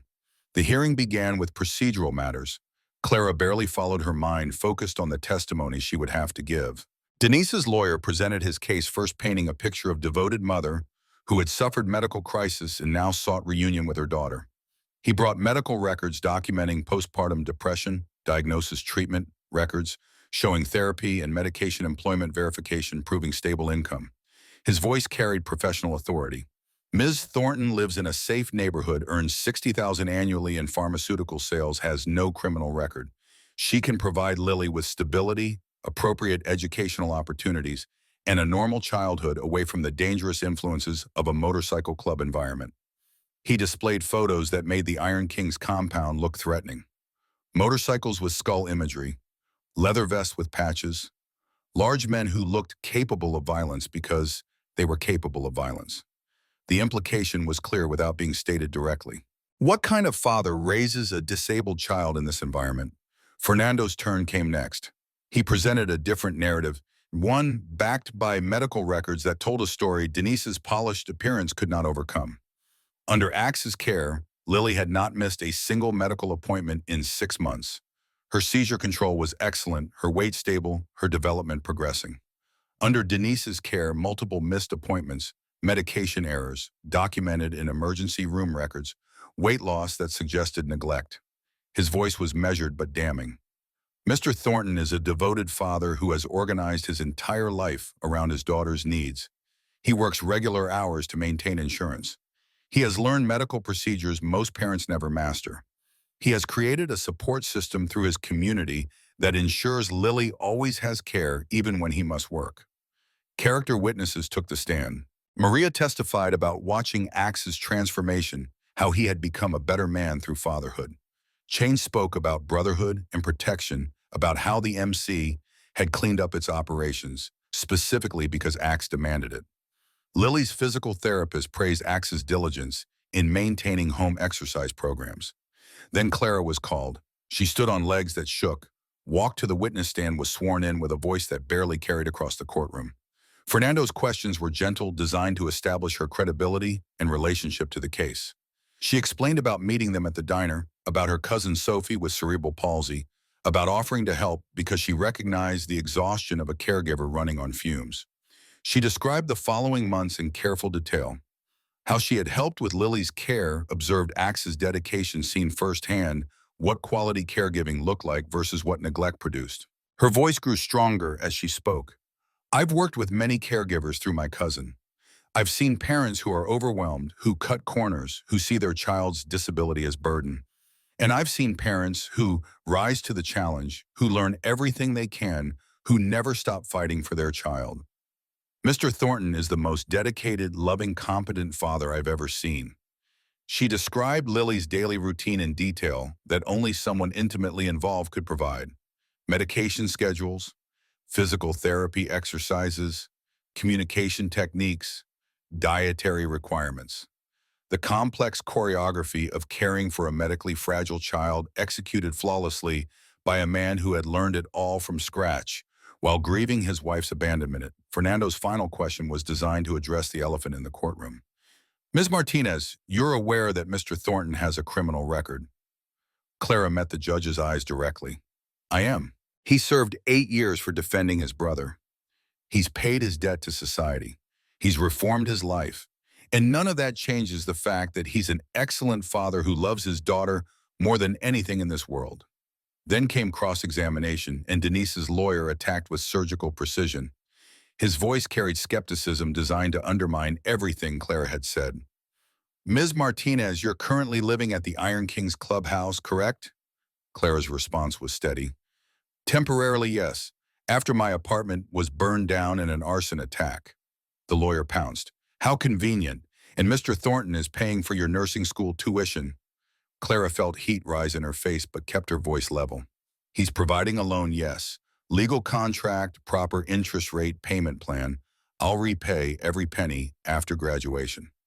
The lawyer's smile was predatory. So you're financially dependent on Mr. Thornton. You live in his compound, he's funding your education. Your testimony is hardly unbiased, wouldn't you say? Clara took a breath, forcing herself to follow Fernando's coaching. Stay calm, stick to facts, don't get defensive. I'm testifying because Lily deserves the truth. Mr. Thornton didn't ask me to testify. I volunteered because I've seen what good care looks like and what neglect looks like. This is about what's best for a little girl, not about my relationship with her father. But the lawyer was not finished. You mentioned in your apartment burned down. Fire marshal's report indicates arson possibly related to motorcycle club activity. Doesn't that suggest Mr. Thornton's lifestyle puts those around him in danger? Clara felt the trap closing but refused to back down. She turned to address Judge Valdez, directly, letting desperation show because hiding it would look like dishonesty. Your Honor, I'm risking my nursing career by testifying. Background checks will show my association with a motorcycle club. Future employers will question my judgment. I'm doing this knowing it might cost me everything I've worked for. Her voice cracked slightly. I'm doing it because it's right, not because I owe Mr. Thornton anything except honesty. Lily is thriving under her father's care. She was failing under her mother's. That's what matters. Fernando called Dr. Patel, next, Lily's pediatric neurologist. The doctor reviewed medical records with professional detachment that somehow made her testimony more powerful than emotion would have been. Under Axe's care, excellent outcomes across every metric. Under Denise's care, dangerous deterioration that had required emergency intervention. Dr. Patel's conclusion was clear. Lily is medically complex. She needs consistent, knowledgeable care. Currently, she's receiving excellent care. Changing that would be medically risky. Then Fernando presented new evidence, fire marshal's report that had been completed just days before. The accelerant used in Clara's apartment arson had been traced to a known Desert Reapers associate. The attack was confirmed retaliation against Iron Kings, but police credited the club with cooperation that had helped solve the case. Fernando's argument built carefully. Yes, Mr. Thornton lives in an MC world, but the Iron Kings are law-abiding cooperative with police, legitimate business owners. They protected Ms. Martinez when she had nowhere else to go. They're a community, a support system, a family that takes care of its own. That's exactly what Lily needs. The surprise witness changed everything. Fernando called Marcus Webb, introduced as Denise's ex-boyfriend. The man was maybe 30, uncomfortable in a suit, clearly not wanting to be there, but compelled by subpoena. His testimony was devastating. Denise had left Lily because dealing with a disabled child was too hard and ruined her social life. She had spent 8 months partying, shopping on credit cards, living beyond her means. She only came back when Marcus left her and money ran out. Marcus's voice was flat ashamed. She told me she'd get custody, put Lily in a state facility, collect the disability checks. Said it was passive income that would let her live comfortably without working so hard. I didn't believe her at first. Then I heard her on the phone with her lawyer talking about monthly SSI payments. Denise's face went pale, then flushed. Her lawyer called for recess, huddled with his client in urgent, whispered conversation. When they returned, Denise took the stand in her own defense, but the damage was done. Her carefully constructed image of devoted mother had cracked, revealing something uglier underneath. Judge Valdez called a 30-minute recess to review evidence. Clara sat in the hallway with Axe, neither of them speaking, both knowing that the next half hour would determine Lily's future. When they were called back, the judge's expression was stern and unreadable. Her voice carried authority that filled the courtroom. This court's priority is Lily's best interest, not mother's wishes, not father's rights, but what serves this child. She reviewed evidence methodically. Medical records demonstrated clear superiority of care under father's custody. Testimony from multiple sources confirmed father's dedication. Mother's abandonment was documented fact regardless of medical explanations offered retroactively. Judge Valdez addressed Denise directly. You abandoned your disabled daughter for 8 months. You missed medical appointments that put her health at risk. The evidence suggests your return is financially motivated rather than driven by genuine maternal concern. Then she turned to Axe. You're a convicted felon. Your associates are questionable. Your lifestyle carries risks. But the evidence shows you're an excellent father who has transformed his life for his daughter's benefit. The gavel came down with finality that made Clara's heart stop. Custody remains with Father Jake Thornton. Supervised visitation granted to Mother Denise Thornton 2 hours weekly at a neutral location pending completion of parenting classes and psychological evaluation. If Mother completes these requirements satisfactorily, custody arrangement can be revisited in 1 year. This hearing is adjourned. Axe collapsed forward, his massive frame shaking with sobs of relief. Clara put her hand on his back, her own eyes streaming tears she had been holding for hours. Fernando gathered papers with satisfaction visible despite his professional demeanor. Denise left without looking at anyone, her lawyer following with briefcase that had not been nearly enough to overcome truth. Outside the courthouse, the MC brothers waited. When Axe emerged with Clara beside him, Viper let out a whoop that echoed off marble walls. Chains pulled them both into crushing hugs. Gunnar actually smiled, his scarred face transforming. Smoke nodded once with approval that needed no words. Maria arrived with Lily, the little girl in her wheelchair, looking confused by all the commotion. Axe knelt beside his daughter, his voice breaking. You're staying with me, princess. You're staying with me forever. Lily's bright eyes moved between her father and Clara, intelligence evident in her gaze.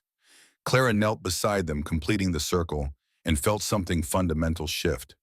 This was her family now, chosen, fought for, earned through sacrifice and loyalty and courage she had not known she possessed.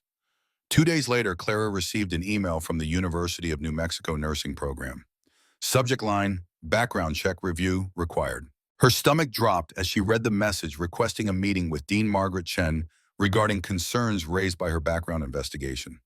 The dean's office was austere diplomas covering walls along with photos of Chen receiving various awards. The woman herself was maybe 60, gray hair pulled back severely, expression that suggested she had heard every excuse and believed none of them.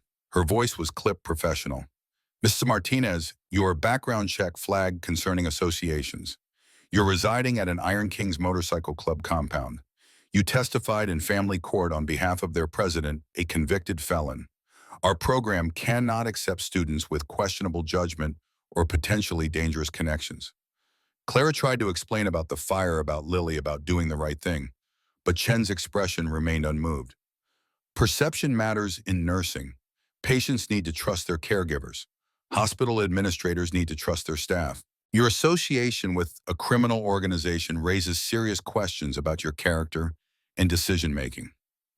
The ultimatum was delivered with bureaucratic efficiency. If you want to continue in this program, you need to separate yourself from the Iron Kings. Move out of the clubhouse immediately. Limit contact with club members to professional courtesies only. Demonstrate you can maintain appropriate boundaries. Clara felt her world fracturing. I don't have anywhere else to live. The fire destroyed everything. I can't afford first and last month's rent plus deposit.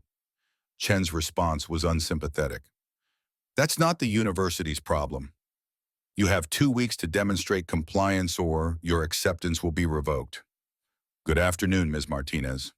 Clara told Axe that evening, sitting in her guest house while afternoon sun slanted through windows. He listened without interrupting, his face showing pain that had nothing to do with physical injury. His response was immediate. Move out. I'll co-sign a lease, pay the deposit, whatever you need. Don't sacrifice your future for us. Clara wanted to argue but knew he was right. She had fought for Lily in court, had proven her loyalty to this chosen family. Now she needed to fight for her own dreams with equal determination. Where am I supposed to go? I've looked at apartments. Even studios want $3,000 up front. Axe pulled out his checkbook without hesitation. I'll cover it. First, last deposit, furniture, whatever you need. They found a small studio near campus within 3 days. $600 monthly rent, which Clara could barely afford working part-time, but Axe co-signing the lease and paid $1,800 for first, last, and security deposit. The MC brothers helped move her in, carrying donated furniture from various clubhouse residences, a bed from Chain's garage, a couch from Viper's place, kitchen supplies from Maria. Lily cried when Clara explained she was moving out, tears streaming down the little girl's face while her body remained rigid in ways that prevented her from expressing grief physically. Clara knelt beside the wheelchair, her own face wet. Her voice broke. I'm not leaving you, sweetheart. I'm still going to see you all the time. Just not living next door anymore. But moving out felt like betrayal, like choosing career over family, ambition over loyalty. Clara lay awake her first night in the studio, surrounded by secondhand furniture that smelled like other people's lives, and wondered if she had made the right choice. Nursing school started in August with an orientation that made clear how demanding the next 4 years would be. 15 credits of coursework plus labs plus clinical rotations. Study groups, essential peer support, mandatory failure rate approaching 30%. Clara looked around at her classmates, mostly younger, mostly from stable backgrounds with family support and financial security. She was older, poorer, connected to a criminal organization that Dean Chen was watching for any excuse to expel her. Word spread quickly. The girl who lived with bikers, the one who testified for a felon. Students kept distance, conversations stopping when she approached. Group projects somehow never had space for her. Study sessions were always full when she asked to join. One student confronted her directly in the cafeteria. Why are you even here? Bikers don't become nurses. You're taking a spot from someone who actually belongs. Clara wanted to fight back, wanted to defend herself. Instead, she just walked away, eating lunch alone in her car, crying where nobody could see. Professor Linda Walsh assigned clinical partners for hands-on training. Every student got paired except Clara, left working alone because Walsh claimed odd numbers required it. But Clara had counted. There were 24 students, even numbers. Walsh had deliberately excluded her. Her grades suffered without study support. First pathophysiology exam came back with 62%, 8 points below passing. Walsh called her in, suggested maybe nursing was not Clara's calling, recommended she consider dropping, before failing became official transcript notation. Clara called Axe from her car, breaking down completely. Maybe they're right. Maybe I don't belong here. His voice came through firm, despite the phone line. You belong anywhere you decide to belong. Don't let their prejudice define you. Maria offered to tutor Clara 3 nights weekly using her own nursing experience to break down complex material into understandable pieces. They sat in Clara's tiny studio, going over drug interactions and disease processes until Clara could recite information in her sleep. Her grades climbed slowly. 62 became 71, became 83. Clinical rotations, second semester brought new challenges. Clara was assigned to University Hospital Pediatric Ward under supervision of Nurse Rachel, who had reviewed Clara's file with obvious disapproval. Rachel's greeting was cold. Iron King's Motorcycle Club, you're in my unit. Who approved this? She made Clara's rotation hell in small ways that were hard to document but impossible to miss. Worst shifts always overnight or weekends. Hardest patients, the ones who required most skill and patience. Impossible tasks given with tight deadlines designed to ensure failure. Week 3 brought Daniel an 8-year-old boy with cerebral palsy admitted for pneumonia. His mother, Julie, was a single-parent waitress, working double shifts, exhausted in ways Clara recognized from acts. Daniel was nonverbal, wheelchair-bound, medically complex in ways that intimidated most of the nursing staff. Rachel assigned Daniel to Clara with expression that suggested she was setting a trap. Let's see if your experience is real or just resume padding. But Clara excelled with Daniel in ways that surprised everyone except herself. She knew exactly how to communicate with nonverbal children, how to read their needs through expression and sound. She knew feeding techniques that prevented aspiration positioning, strategies that maximized comfort. She taught Julie tricks that made care easier, shared knowledge gained from Sophie and Lily. Daniel responded to Clara better than any other nurse on the floor. His mother specifically requested Clara for all shifts which ward policy had to accommodate. Even Rachel had to admit Clara's competence, though approval came grudgingly. Final semester required case study presentations, 30% of clinical grade. Clara chose to present on cerebral palsy care, knowing it risked exposing her MC connections, but unable to hide what mattered most. She compared 2 cases. One anonymous patient receiving excellent home care from dedicated caregiver. One receiving adequate but impersonal institutional care. The anonymous patient was Lily. Clara did not use her name, did not mention the MC, just presented data that spoke for itself. Under devoted care, superior outcomes. Under adequate care, merely satisfactory outcomes. The difference was love patience, seeing the person before the disability. Her presentation concluded with personal statement that felt like ripping her chest open for examination. I've faced prejudice in this program because of my family connections. Students excluded me. Professors questioned my judgment. I was told bikers don't become nurses, that I didn't belong. She paused, making eye contact with Dean Chen in the front row. But those connections taught me more about compassionate care than any textbook. They showed me that good caregivers come from unexpected places, that we must see past stereotypes to recognize excellence, that everyone deserves dignity regardless of their background or who loves them. The auditorium was silent when she finished. Then one student stood and clapped. Then another. Then half the room was on their feet applauding, while the other half sat uncomfortable but unable to deny the truth of what they had heard. Dean Chen approached afterward, her stern expression softened slightly. That was exceptional work, Ms. Martinez. I owe you an apology. I judged you without knowing your full story. Rachel grudgingly conceded. You earned this grade. Well done. Several students apologized, admitting they had been wrong, but some maintained distance, prejudice, too ingrained to overcome with single presentation. Clara accepted partial vindication, understanding she would spend her career proving herself to people who saw her background before her competence. Summer between first and second year brought job offer from Maria's hospital. Paid internship in pediatric cerebral palsy clinic, working directly with Dr. Patel. Clara excelled parents, requesting her specifically because she understood their children in ways most medical staff never achieved. With less pressure and more support, Clara and Axe finally built the relationship they had been dancing around for 18 months. Real dates without crisis driving them. Movies and dinners and long rides through New Mexico desert.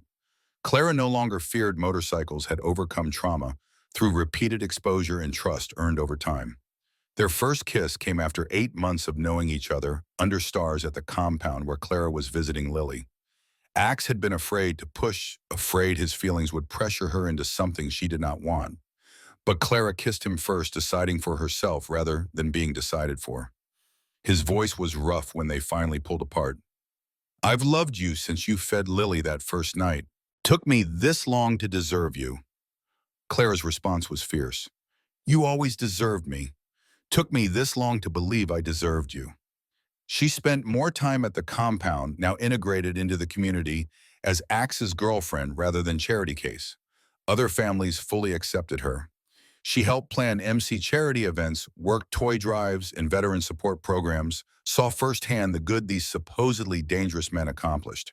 Second-year nursing school was easier with support system in place.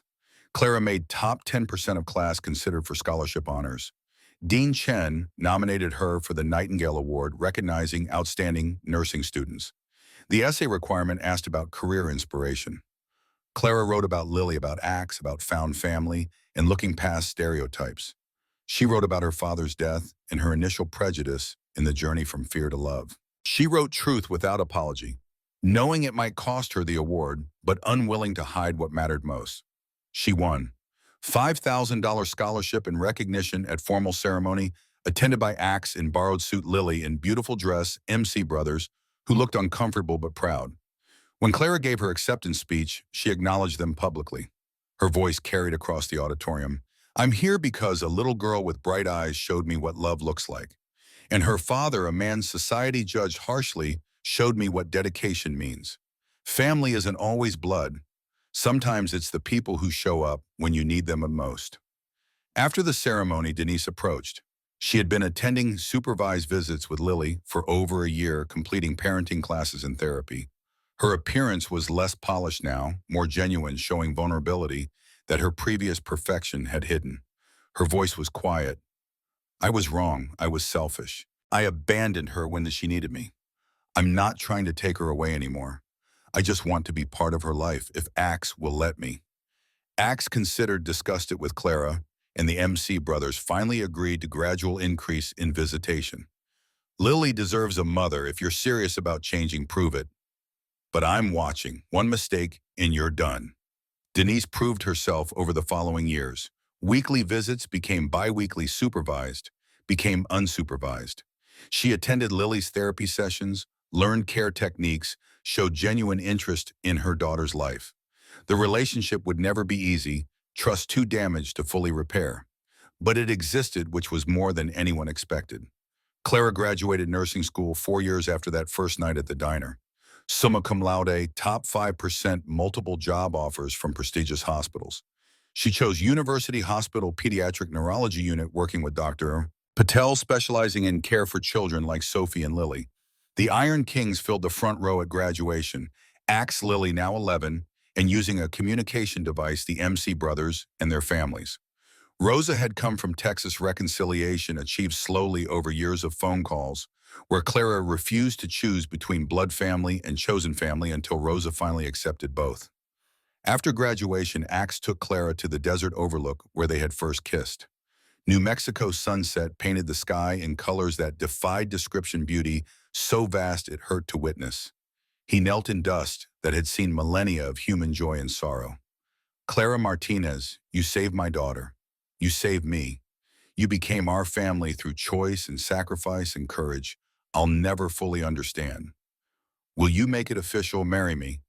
The ring was simple silver and small diamond, engraved inside with words that mattered more than expensive stones. "Family forever." Clara's yes was immediate, emphatic, accompanied by tears that came from happiness, rather than grief for the first time and longer than she could remember. The wedding 3 months later was small, held at the compound under vast New Mexico sky. Lily was flower girl Rev, pushing her wheelchair down the aisle while she scattered petals with device-assisted help. Maria stood as maid of honor, Viper as best man. Mix of guests represented Clara's journey nursing school friends who had apologized, sitting beside MC, families who had never doubted. Rosa attended, hugging Clara while crying. "Your father would be proud, mija. I'm sorry I couldn't see it sooner." Clara started her hospital job while simultaneously developing an idea that had been forming for months. She noticed families struggling with care techniques, financial burdens, social isolation, parents who needed help but did not know where to find it, who felt alone in challenges that were overwhelming. She proposed nonprofit organization to axe over dinner one evening. Support for parents of disabled kids. Respite care caregiver training, financial assistance, community building. Everything we wish had existed when you first got Lily. His response was immediate. How do we start? They co-founded Lily's Hope Foundation with mission centered on practical support rather than vague charity. Iron Kings pledged to fundraise through annual motorcycle rally. Maria's hospital network provided resources and referrals. First year helped 12 families with medical bills, equipment, and caregiver training that transformed care quality. The inaugural Lily's Hope motorcycle rally brought 200 bikers from multiple clubs through Albuquerque. Route ended at Iron King's compound for barbecue, live music, silent auction. Raised $80,000, exceeding every projection. Local news covered the story Biker Gang, helping disabled kids narrative that challenged stereotypes and opened doors. Clara was interviewed wearing both her nurse scrubs and Lily's Hope t-shirt. We're proof that family comes in all forms, that community has no stereotypes, that everyone deserves support regardless of who loves them or where they come from. 5 years after that first night at the diner, Clara stood in the same building for lunch. She was 28 now, director of Lily's Hope Foundation, while maintaining part-time nursing position. The organization had helped over 100 families change lives through practical support and genuine community. A new waitress worked the floor, maybe 19, nervous energy evident in her movements. She approached Clara's table with hesitation. Her voice was uncertain. Table 7 looked scary. Big bikers with patches. Should I refuse to serve them? Clara looked toward the booth and saw a young man in Iron King's vest, clearly new member, based on provisional patch placement. He had a toddler in specialized wheelchair beside him, expensive equipment that suggested complex medical needs. The man's face showed exhaustion. Clara recognized instantly, first-time father overwhelmed by responsibility and fear. Her response was gentle. Go serve them. Be kind. You never know who you'll meet or how a moment of compassion might change everything. She watched the waitress approach, nervously, saw the young father's gratitude when she offered to help feed his child. Watched the cycle continue, kindness rippling forward in ways nobody could predict or control. Clara left a $50 tip on a $12 lunch and walked out knowing her father would be proud of the woman she had become. The National Nursing Association honored Clara with their humanitarian award 2 years later. Recognition for Lily's Hope's impact. 500 families helped over 7 years, programs expanding to 4 states. Acceptance speech at National Convention drew 2,000 nurses, hospital administrators, healthcare leaders. Clara brought Lily on stage, now 16, and using speech-generating device that gave voice to thoughts she had always possessed but never been able to share. The device spoke Lily's program message. Clara fed me chicken tenders 12 years ago. Changed my life. Changed my dad's life. Changed hundreds of families. All because she was kind when she was scared. That's real courage. After the ceremony, media wanted interviews and photos, but Clara looked past the cameras to the back of the ballroom where Axe stood with his MC brothers, all of them grayer, older, prouder. Viper and Chains and Gunner and Smoke and Rev, the family that had shown up when nobody else would. Axe mouthed across the distance. You did it. Clara mouthed back. We did it. The official photos showed found family surrounding National Award. Clara and Axe and Lily and Sophie, who had joined the foundation staff. The MC brothers in suits looking uncomfortable but beaming. Maria and other volunteers who made everything possible. All wearing motorcycle wing pins that symbolize flying together. All proof that kindness mattered more than prejudice. That courage looked like opening doors when it would be easier to keep them locked. That family was who showed up and stayed and fought beside you through every impossible challenge. Clara thought about the terrified waitress. She had been afraid of bikers and grief and a future that felt impossible. Thought about the woman she had become through sacrifice and love, and choosing courage over fear repeatedly until it became habit rather than exception. The foundation's tagline was printed on everything they produced. Because everyone deserves to be seen. Because family is who shows up. Because one moment of kindness can change the world. Clara had opened a door on a cold evening 12 years ago. Had fed a little girl because it was right, not because it was safe. Had chosen compassion over prejudice and loyalty over reputation, and love over fear. And that single choice had rippled forward into a life she could never have imagined, a family she would not trade for anything, and a legacy that would continue long after she was gone. The desert sun set over New Mexico in colors that defied capture, vast and beautiful and full of possibility. Clara stood with Axe's hand in hers and Lily's chair beside them and her chosen family surrounding them, and felt gratitude so profound it bordered on prayer. They had survived everything: fire and prejudice and legal battles and social judgment. They had built something real from circumstances that should have destroyed them. They had proven that reformation was possible, that second chances mattered, that love conquered fear when given the opportunity. And somewhere in that diner on Route 66, another waitress was learning the same lesson Clara had learned: that sometimes the bravest thing you can do is open a door, that sometimes the scariest people become your family, that sometimes one act of kindness creates ripples that transform the world in ways you will never fully see, but will always matter. The story was not over. It would continue through every family. Lily's hope helped every nurse Clara trained, every person who chose compassion over fear. The work would go on because it had to, because people still needed help, and families still struggled, and children still deserved to be seen as more than their disabilities. But tonight, Clara allowed herself to rest in the knowledge that she had done enough, that she was enough, that the terrified girl who had once feared motorcycles had become the woman who rode them fearlessly, who had built a life and a family and a legacy from nothing but courage and love, and the refusal to accept that fear should win. The stars came out over New Mexico, infinite and eternal and witnessing. Clara squeezed Axe's hand, smiled at Lily, and walked forward into whatever came next with the certainty that she would never face it alone. Family was forever.